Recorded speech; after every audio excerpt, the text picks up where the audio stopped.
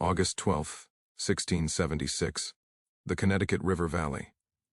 Captain Benjamin Church crouches beside what remains of his finest tracking hound. The mastiff's throat has been opened with surgical precision, not the work of wolves or bears. Around the animal lie 4 more dogs, each killed the same way. Silent, efficient, deliberate. Church's hands tremble as he examines the ground. No struggle. No warning barks. These weren't animals caught by surprise. They were hunted by something that understood exactly what they were and what they represented. His sergeant whispers what they're all thinking. They knew we were coming. But the truth was far more terrifying than a simple ambush. What colonial forces would discover over the next 6 weeks would expose a calculated campaign of psychological warfare that turned England's most sophisticated military technology against itself, and revealed that in the wilderness of New England, the hunters had become the hunted before. We uncover the truth about the King Philip's War Scout dog massacre, when Wampanoag warriors systematically eliminated colonial tracking hounds in 1676. Make sure to subscribe to Fear Sermon and ring that notification bell. We dig deep into the darkest corners of history that textbooks won't touch. Drop a comment telling us where you're watching from. We love hearing from our community of mystery seekers. Now let's descend into one of the most terrifying military innovations of early America. The year is 1675. Colonial New England stands at a precipice. For 55 years, an uneasy peace has held between English settlers and the Wampanoag Confederacy. But population pressure, broken treaties, and the execution of 3 Wampanoag men in Plymouth have shattered that fragile coexistence. Metacomet, called King Philip by the English, has united tribes across New England in the most devastating conflict per capita in American history. The Connecticut River Valley embodies everything at stake: rich soil, dense forests, strategic waterways. English settlements cling to clearings like islands in an ocean of wilderness. Beyond their palisade walls lies territory the Wampanoag have known for 10,000 years. Every tree, every stream, every game trail, they move through it like ghosts. The English colonists are terrified, not of open battle. They can win those with muskets and discipline. They fear the invisible war, the ambushes that materialize from morning fog, the supply trains that never arrive, the scouts who vanish without a scream. Fighting an enemy who knows every shadow while you stumble through alien territory is a special kind of hell. So the Massachusetts Bay Colony deploys its secret weapon, something that had turned the tide in European conflicts for centuries, something the indigenous peoples of America have never encountered in warfare: war dogs. Specifically, mastiffs and bloodhounds imported from England at enormous expense. These aren't pets, they're weapons weighing up to 200 pounds, bred for generations to track, corner, and kill. In Ireland, the English used them to hunt rebels through bogs. In the Caribbean, the Spanish used them to terrorize indigenous populations. Their noses can follow a trail days old. Their jaws can crush bone. Captain Benjamin Church, a veteran of Caribbean campaigns, commands the Colonial Scout dog units. He's seen what these animals can do. In Barbados, a single mastiff tracked an escaped slave for 3 days through jungle the Spanish considered impenetrable. The dogs don't tire, they don't question orders, they don't feel mercy. Church arrives in Massachusetts with 12 prime specimens: mastiffs with heads like anvils, bloodhounds with ears that drag the ground, pulling scent up to their impossibly sensitive noses. Each animal represents a year's salary for a common laborer. Each has been trained since puppyhood for one purpose: find the enemy. The colonists feel something they haven't felt in months: hope. But in the villages, the Wampanoag Confederacy, something else is stirring. Metacomet's War Council includes men who have observed the English for decades, men who understand that this is no longer just a war of muskets and arrows. The English have brought animals into this, animals that represent everything the colonists believe about dominion over the natural world. And the Wampanoag are about to teach them a lesson about the wilderness that will echo for centuries. July 1676. The first disappearance. The first sign that something is wrong comes on a humid morning when sweat soaks through wool before the sun fully rises. Church sends out a tracking team: 2 handlers, 4 militia, and 3 dogs, 2 mastiffs, and a bloodhound named Cromwell. They're following a Wampanoag raiding party that hit a farm near Hadley, killed a family, and vanished into the forest. It should be routine.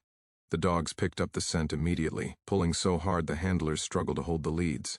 By noon, Church expects news. By sunset, he's concerned. By midnight, he's assembling a search party.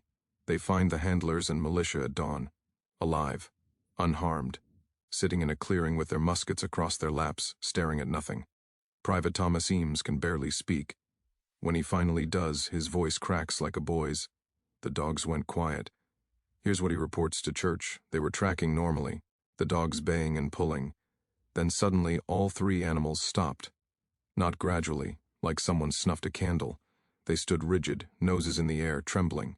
Before the handlers could react, the dogs turned and ran. Not away from the scent trail, not back toward the settlement. They ran directly into the deepest part of the forest, leads whipping behind them. The team followed. For 20 minutes they crashed through underbrush, calling the dogs names. Then they heard it. Not a bark or a howl. A sound Eames describes as like a man's scream but from a dog's throat. Then silence. They found Cromwell an hour later. The bloodhound lay in a stream bed, head resting on the rocks like it had simply laid down to sleep. No visible wounds, no blood. But when they tried to move the body, they discovered its neck had been broken. Snapped so cleanly the veterinarian in Springfield would later say it required impossible leverage. The two mastiffs are never found. Church dismisses it as bad luck. Maybe a bear. Maybe the dogs ate something poisonous. He has 10 more dogs. He sends them out. August 1676. The pattern emerges over the next 3 weeks. Church loses 7 more dogs. Each incident follows a disturbing pattern. The tracking begins normally. Then the dogs stop, often at the exact same moment despite being separated by yards of terrain. They either flee in panic or become suddenly perfectly docile, allowing their handlers to approach, then simply stopping. Their hearts stop, their breathing stops, like puppets with cut strings. The veterinarian who examines the bodies finds no poison, no disease, no injury that would cause death. One mastiff, 180 pounds of muscle and bone, has no marks on it whatsoever, but its brain shows signs of what the doctor describes as profound trauma, as if from a terrific blow, yet the skull is completely intact. Church's men begin refusing to take the dogs out. Rumors spread through the colonial settlements. The Wampanoag have witch doctors. They can curse animals. They can speak to the forest itself. But Church, pragmatic and desperate, doesn't believe in curses. He believes in evidence. So when a sergeant mentions that they found unusual marks near 2 of the dead dogs, carved symbols in nearby trees, Church investigates. The symbols are crude but deliberate, circles with lines radiating outward, spirals, shapes that look almost like eyes. Church shows them to Reverend John Eliot, who has studied Algonquian peoples for decades. Eliot examines the carvings and shakes his head. These aren't Wampanoag. Gee, he says. These aren't any indigenous markings I recognize. That's when Church realizes something that makes his blood run cold. The symbols aren't indigenous at all. They're for the indigenous warriors. They're markers, hunting signs. The Wampanoag aren't using magic. They're using strategy. August 8th, 1676. The trapped Church decides to turn the tables. If the Wampanoag are hunting his dogs, he'll use a dog to hunt them back. He takes his finest remaining animal, a mastiff named Caesar, trained in England, veteran of a dozen successful tracks, and sets up an ambush. A small team, heavily armed, will follow Caesar toward a known Wampanoag camp. But this time, another team will flank the route, hidden in the forest. When whoever is targeting the dogs appears, they'll catch them in a crossfire. It's a solid plan. It almost works. Caesar picks up a trail near dawn, strong, fresh. A Wampanoag scout, probably watching the Colonial fort. The dog follows it with textbook precision, nose down, moving steadily through the forest. The flanking team melts into the trees. Church himself leads the primary team, 15 yards behind the dog. For 2 hours, everything goes according to plan. Then Caesar stops, not panicked, not aggressive. The mastiff sits down in the middle of the trail and looks back at Church with what the captain will later describe as almost human confusion. Church approaches slowly, musket ready. That's when he sees it. 20 yards ahead, a figure stands in the trail, not hiding, not threatening, just standing there, visible in the dappled sunlight. A Wampanoag warrior, young, wearing deerskin and carrying no visible weapon. The warrior raises one hand, not in surrender, in greeting. Then he makes a sound Church has never heard from a human throat. It's not words, it's not a war cry, it's a perfect imitation of a dog's whimper. the sound a beaten animal makes when it expects punishment. Caesar, 190 pounds of trained killer, collapses. Not dead, not injured. The mastiff curls into a ball and refuses to move, whining continuously, eyes fixed on the warrior. Church raises his musket. The warrior doesn't move. Church screams for his flanking team. No response. The warrior makes another sound, this time a low growl that rises and falls like wind through trees. From the forest around them, Church hears his flanking team calling out in confusion. They're lost. All of them. In territory they scouted hours ago. The warrior turns and walks into the forest. Not running, walking. Like he has all the time in the world. When Church's team finally regroups an hour later, they find marks on trees all around the ambush site. Fresh carvings. Dozens of them. The spiral symbols. The radiating lines. They've been hunting in a trap for 2 hours, and they never knew it. If this story is giving you chills, hit that like button. Share this with someone who loves dark mysteries. Let's discover what happens next. August 12th, 1676. The day that changed everything. Church receives intelligence from a Christian Wampanoag informant. A breakthrough. The location of a gathering, perhaps 30 warriors, planning raids near Deerfield. But more importantly, evidence that whoever has been eliminating the scout dogs will be there. Church assembles every available man, 40 militia, 20 indigenous allies from rival tribes, and his last 3 dogs, including Caesar, who has recovered physically but remains skittish. They march before dawn, moving fast, hoping to catch the Wampanoag before they scatter. Church's indigenous allies lead them through paths that cut hours off the journey. By mid-morning, they're approaching the coordinates. That's when they find the first marker. It's not a carved symbol, it's a structure. Built in a small clearing, it stands roughly 6 feet tall, a frame of bent saplings lashed together with sinew, creating something between a cage and a shrine. Hanging from the frame are objects that make Church's veterans step back instinctively. Dog collars, 13 of them, each one labeled with a name burned into the leather. Cromwell. Caesar, a different Caesar. Church has replaced the name twice. Duke, Banner. Every dog the Colonials have lost. Arranged around the base of the structure are the skulls, cleaned completely, placed in a perfect circle. Between each skull, someone has planted fresh herbs, sage and sweetgrass, still fragrant. Reverend Elliot, who accompanied the expedition, examines the structure with shaking hands. "This isn't desecration," he whispers. "This is ceremony." Church orders his men forward. They don't want to go. The 3 remaining dogs refuse to approach the structure, pulling back so hard they're choking on their collars. They find the second structure a quarter-mile deeper into the forest. This one is larger, more elaborate. The frame is painted with red ochre and charcoal. But it's what hangs inside that makes grown men cross themselves. Leather effigies, dozens of them. Each one roughly the size and shape of a dog, stitched together from deerskin and stuffed with moss. But they're not crude representations. Someone has taken incredible care with details, collars, scars, even the distinctive markings of individual animals.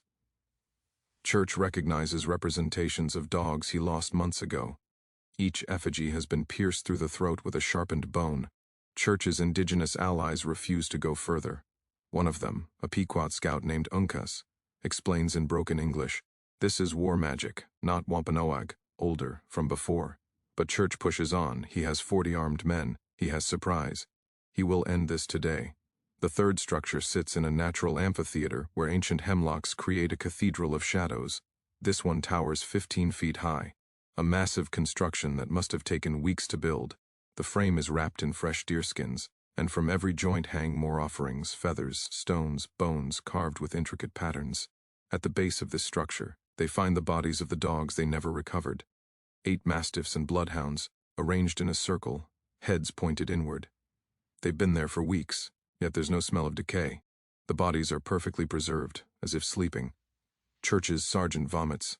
2 militia drop their muskets and run. The remaining dogs have gone completely silent, not whimpering, not growling. They stand rigid, trembling, staring at the structure. That's when they hear the sound. From the forest around them, from every direction, comes a low rhythmic sound. Not drums, not chanting, it's breathing. Dozens of men breathing in perfect synchronization, creating a wave of sound that seems to compress the air itself. Church screams orders. His men form a defensive circle, muskets out. The breathing continues, growing louder, coming from everywhere and nowhere. Then it stops. In the sudden silence, A voice speaks in English from the trees. The accent is heavy, but the words are clear. You brought wolves to hunt us. We taught the wolves to fear. Figures emerge from the forest. Not attacking, just appearing. 30 Wampanoag warriors, painted for war, armed with clubs and axes. But they don't advance. They stand at the edge of the clearing, watching. One warrior steps forward. Church recognizes him, the young man from the trail, the one who made Caesar collapse. The warrior carries something wrapped in deerskin. He unwraps it slowly, revealing a journal.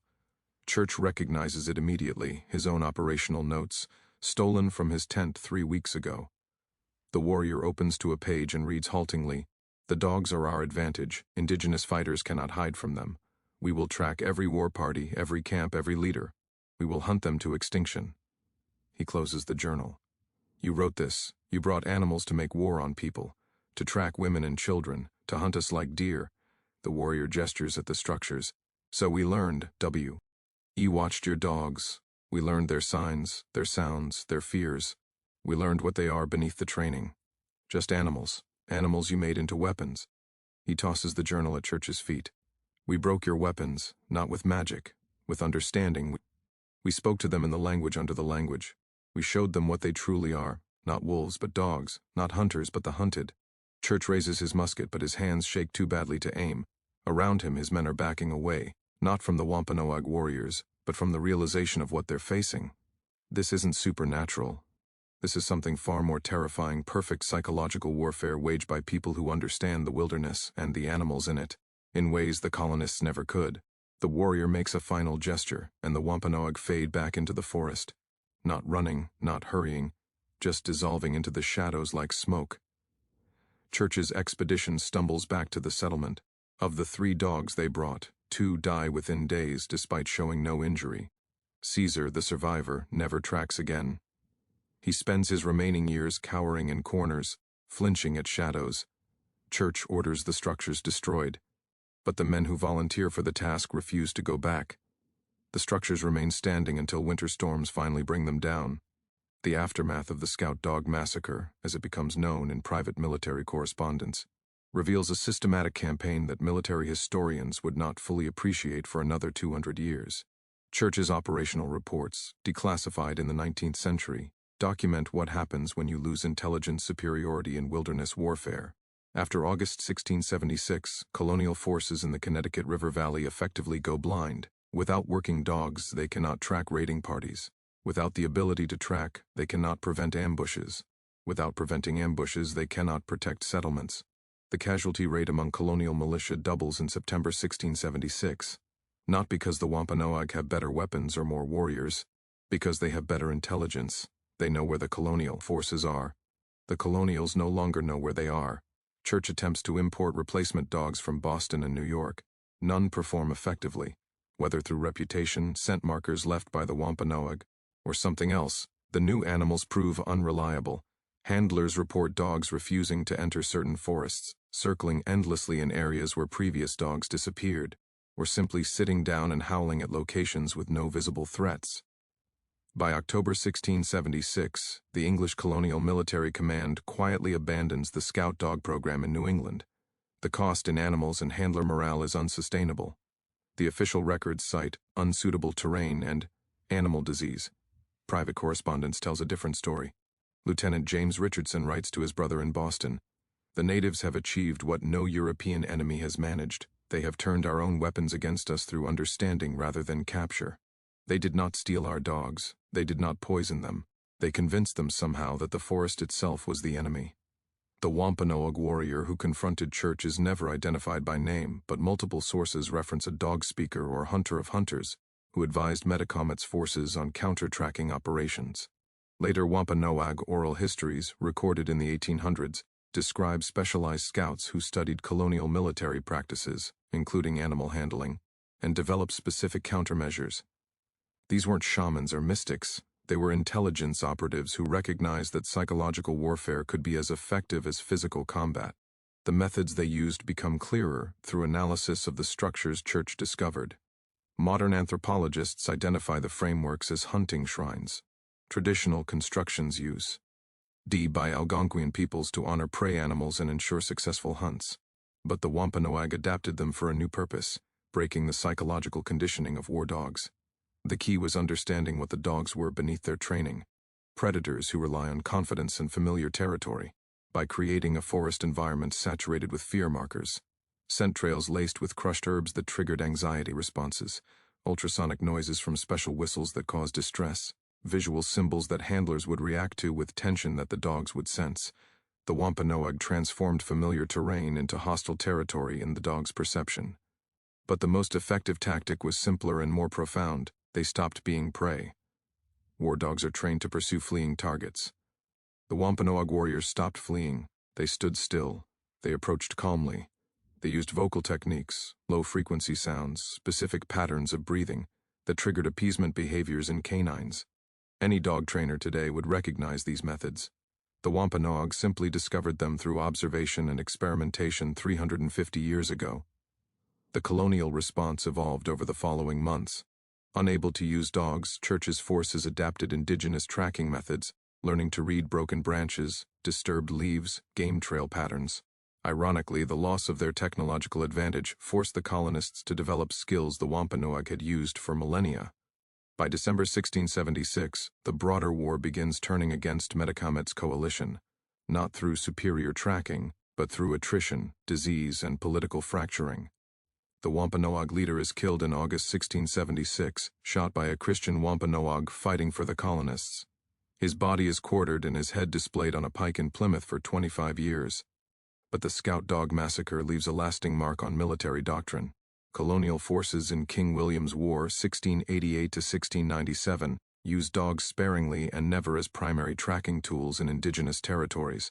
British military manuals from the 1700s include specific warnings about over-reliance on war dogs in hostile wilderness. The last documented use of large-scale military tracking dogs in campaigns against indigenous peoples is in 1704. After that, they're relegated to perimeter defense and guard duty, roles where psychological warfare is less effective. The real impact, though, is something that never makes it into official records: the psychological toll on the colonists themselves. They came to New England believing in their technological and intellectual superiority. They brought animals that represented European dominance over nature, and they watched those animals be systematically defeated by people they considered primitive. That cognitive dissonance haunts the Massachusetts Bay Colony for years. In letters, diaries, and sermons from 1677 to 1680, colonial leaders wrestle with an uncomfortable question: if the indigenous peoples can defeat our most sophisticated military technology through understanding and adaptation, what does that say about our claims of superiority?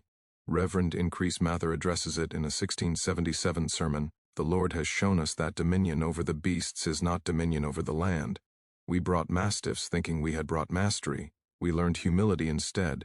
The Scout Dog Massacre of 1676 represents a turning point in the history of asymmetric warfare that historians have only recently begun to appreciate. For centuries, the story was dismissed as colonial propaganda or misunderstood mythology. Modern military historians, however, recognize it as one of the earliest documented examples of successful counter-technology warfare waged by an indigenous population against colonial forces. The implications ripple outward in unexpected ways.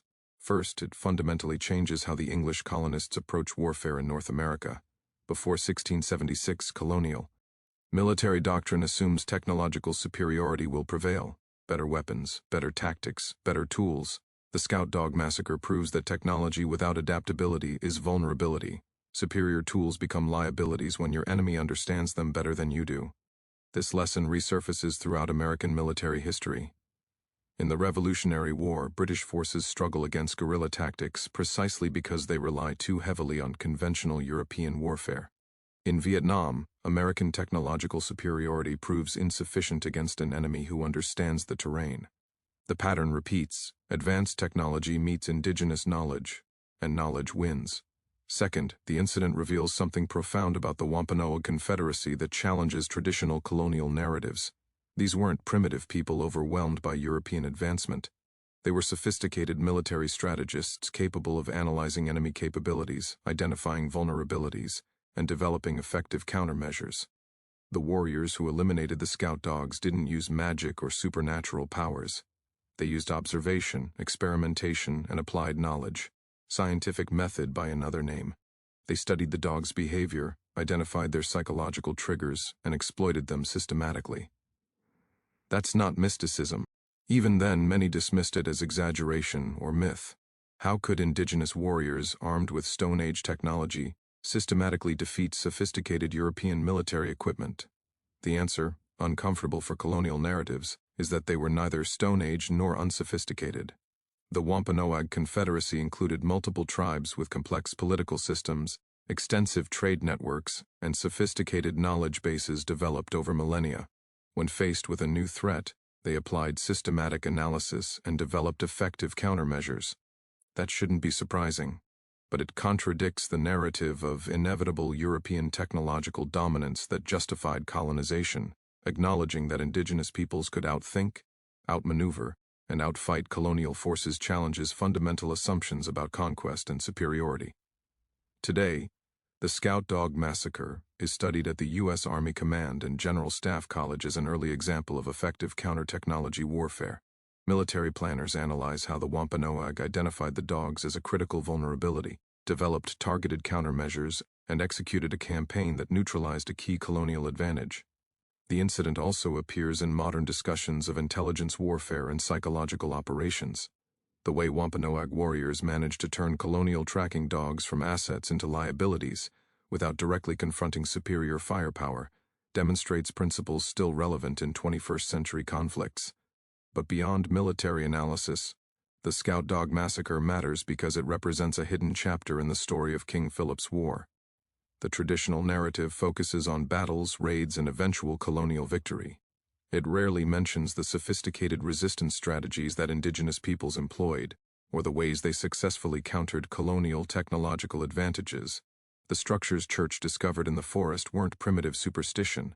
They were psychological operations designed to create fear and uncertainty among colonial forces. The dog speaker who confronted Church wasn't a shaman casting curses. He was an intelligence operative conducting psychological warfare. Recognizing this doesn't change the ultimate outcome of King Philip's War. The Wampanoag Confederacy was devastated, and English colonial control expanded. But it complicates the narrative of inevitable conquest through superior technology. It shows that indigenous resistance was sophisticated, adaptive, and often successful on tactical levels, even when strategic victory proved impossible. The last recorded mention of the scout dog structures comes from a surveyor's report in 1702. He notes finding peculiar native constructions in the Connecticut River Valley forests, most collapsed but some still standing. By then, they're historical curiosities. The war is long over. Most of the Wampanoag survivors have been killed, enslaved, or forced to flee. But the lesson remains, preserved in military records and oral histories. Technology alone doesn't guarantee victory. Understanding, adaptation, and psychological insight can overcome material advantages. Sometimes the hunter becomes the hunted. Sometimes the wilderness fights back. What drove the Wampanoag warriors to develop such sophisticated counter-tactics?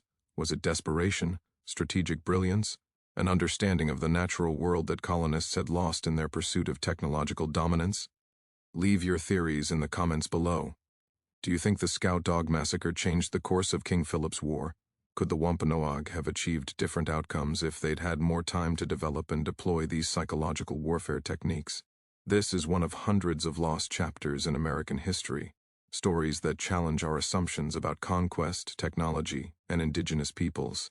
Subscribe to Fear Sermon for more forgotten horror and hidden history. Ring that notification bell so you never miss a descent into the darkness of our past. What other forgotten military innovations from colonial America should we explore? What stories are hiding in the gaps between official records and comfortable narratives? See you in the next video, where we'll uncover another truth that history tried to bury.